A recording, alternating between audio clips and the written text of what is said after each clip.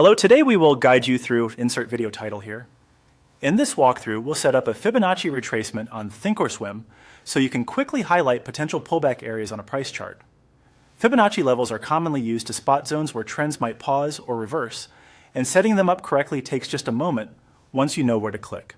Start by opening the Thinkorswim platform, either the desktop application or the web version, and sign in.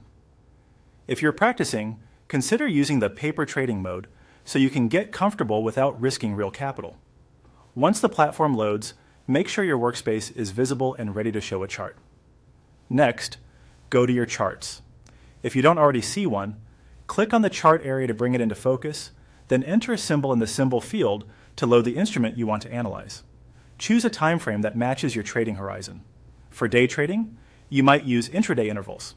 For swing trading or investing, a daily or weekly chart provides a clearer picture of larger moves. Now right-click anywhere on the chart background to open the context menu. If you're on a trackpad or using a single-button mouse, use the equivalent secondary click gesture.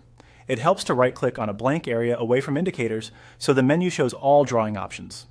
If the menu doesn't appear, try zooming out slightly or clicking once on the chart first to ensure it's active. From the context menu, hover your mouse over Add Drawing. This expands a list of drawing tools available in Thinkorswim.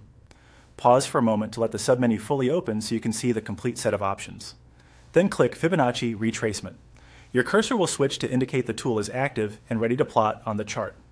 With the tool selected, click once to set your first anchor, then move your cursor and click again to set the second anchor. In an uptrend, many traders anchor from a recent swing low up to a swing high. In a downtrend, they often anchor from a swing high down to a swing low. If your levels don't land where you expect, drag either anchor to fine-tune the placement. You'll typically see levels such as 23.6%, 38.2%, 50%, and 61.8%. These lines don't guarantee reversals, but they do highlight areas where price has historically paused. Consider aligning them with prior support and resistance or moving averages for added context. That's it. You've opened Thinkorswim, focused on your chart, accessed the drawing tools, and applied a Fibonacci retracement to your symbol.